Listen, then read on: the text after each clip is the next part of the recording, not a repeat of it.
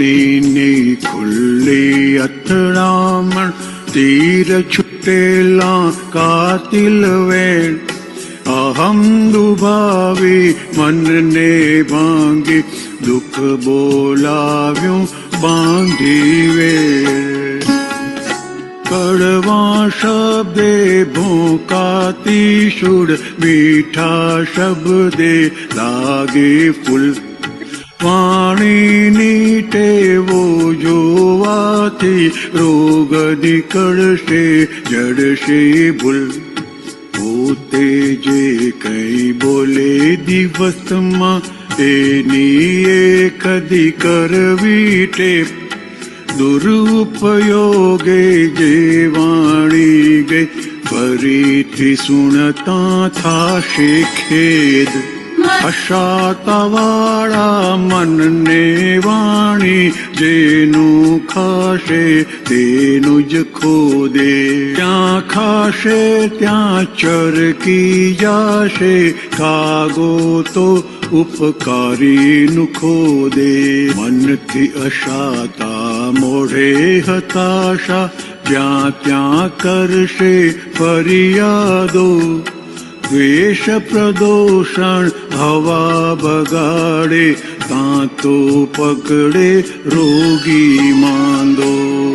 તેજો દ્વેષે ભારી અશાંતિ, વાણી મનથી ટીકાતુર. ઈર્ષ્યાગ્નિથી જાતે બળતો, બીજાને બાળે ક્રોધ પ્રચુર. મન વચ કાયા વર્તે જુદા, દ્રવ્ય હશે ત્યાં ભાવ નહીં. પ્રાપ્ત ફરજમાં ગુલાટ ખાતા, ચાલી રહ્યા મહાભારતમય. પોતાના અવગણના દેખે, બીજાના ગુણ દેખી દાજે. મહી કશાયો અંદર કૈડે, ગુલાટી વિપરીત બુદ્ધિમાં છે.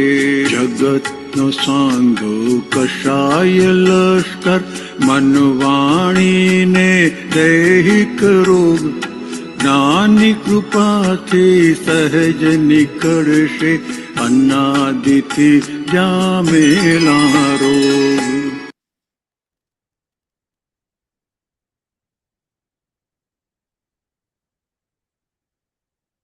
જય સચ્ચિદાનંદ. વિતરાગતાના છેલ્લા પરિણામ. વિતરાગતાના છેલ્લા પરિણામ વાણી પર વ્યક્ત થાય છે. એના માટે એમ કીધું કે એ વાણી સ્યાદવાદ થાય છે.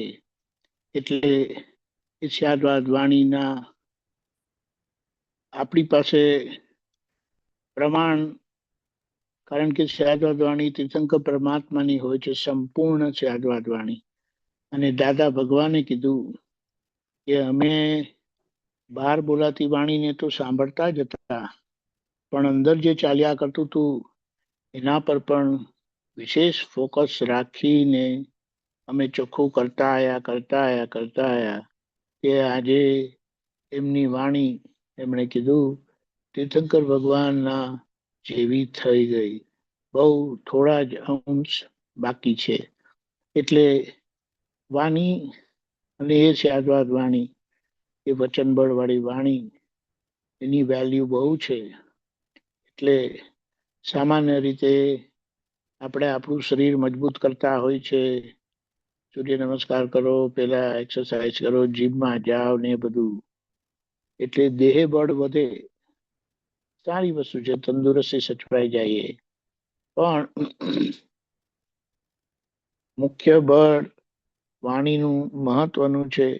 અને એ વચન બળ આવ્યું તો કારણ કે દેહ બળ વાળા ક્યારે બાજે ને બાજી પડે કહેવાય નહીં. એમનું જરા પણ મગજ છટકે ને એટલે હાથાપાઈ પર આવી જાય.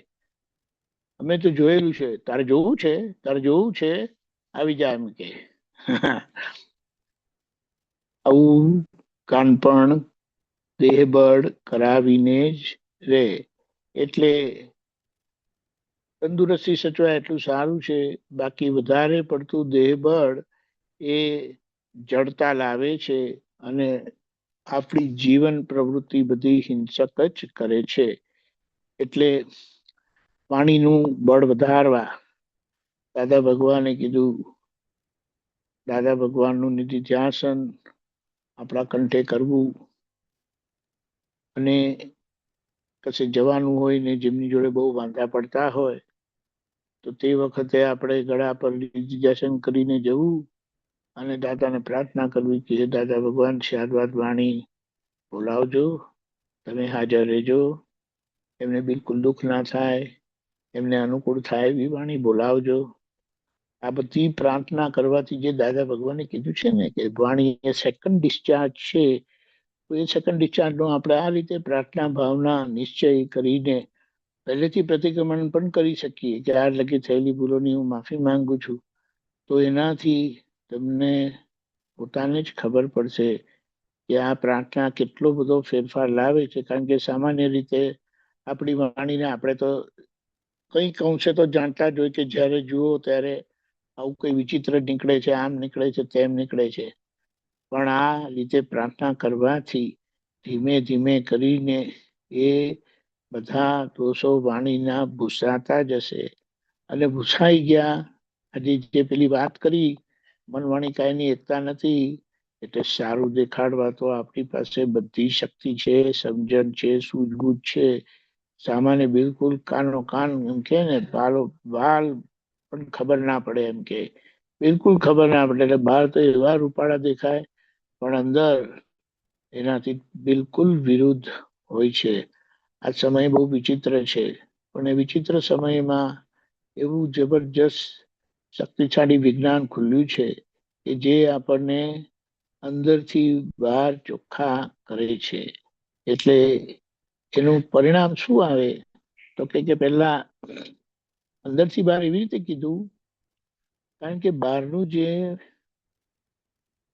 વ્યવસ્થિતને તાબે છે, કુદરતને તાબે છે, કુદરતના કાયદાને તાબે છે, તે શું થાય છે તો એની રીતે કર્મ સંજોગે કર્મ ફળ રૂપે એ પરિણામ આપે છે.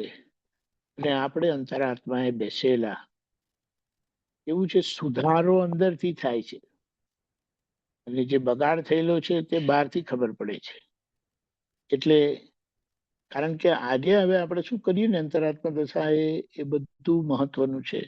એટલે અંદર બેઠા બેઠા આપણે પોતાની જાતને સંયમિત કરતા જઈએ તેમ તેમ બહારનો ભાગ જે આજે વિષમતા વાળો છે, ઉદય કર્મને આપણે ભણીએ, જોઈએ, ઓબ્ઝર્વ કરીએ, તેમાં નરી વિષમતા દેખાશે. પણ આજ્ઞા ધર્મથી ભૂલોના પ્રતિક્રમણ કરવાથી, નિશ્ચય કરવાથી એ જેમ જેમ અંદરથી આપણે સંયમિત થતા જઈશું તેમ તેમ બહારનો ભાગ સંયમિત થતો જશે. એટલે આ સિદ્ધાંતને લક્ષમાં રાખીને આપણે બીજા બધામાં બહુ ધ્યાન ન આપતા આ માથાથી અંગૂઠા સુધી શું શું ચાલે છે ને એના પર વિશેષ જાગૃતિ રાખીએ. કારણ કે જેમ દાદાએ કીધું છે, આપણે આપણા માટે સંપૂર્ણ જવાબદાર છીએ. We are wholly and solely responsible for our self. એનો ઉપયોગ કરી જાણવાનો છે અને એનાથી જે ભૂલ રહિત થતા જઈએ ને એનો એક આનંદ જુદો છે. અને ભૂલ રહિત થયેલા બધા જોડે એકતા એટલે પરમાત્મા પ્રેમ સંપાદન થતો જતો જાય છે. જય સચ્ચિદાનંદ. આખા દિવસના પ્રોગ્રામમાં આજે ઝૂમ ઉપર કોઈ પ્રોગ્રામ રાખેલ નથી.